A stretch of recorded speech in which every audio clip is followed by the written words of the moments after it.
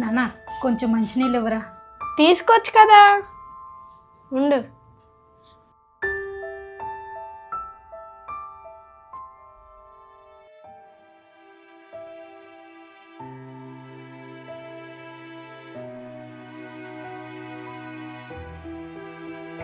శ్యాము, ఇందాక నేను నీళ్ళు అడిగితే ఇవ్వలేదే నాన్న, మరి నాన్నకిచ్చావు.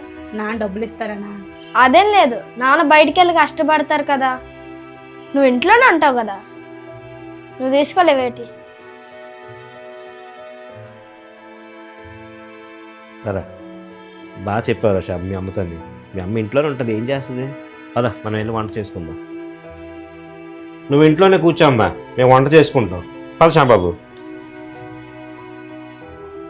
నాన్న ఆ వంకాయలు పట్టరా, ఉల్లిపాయలు కూడానా, పచ్చిమిరపకాయలు తీసుకురారా. ఇగో అక్కడ ఉల్లిపాయలు తొక్కలు ఉన్నాయని ఎత్తి.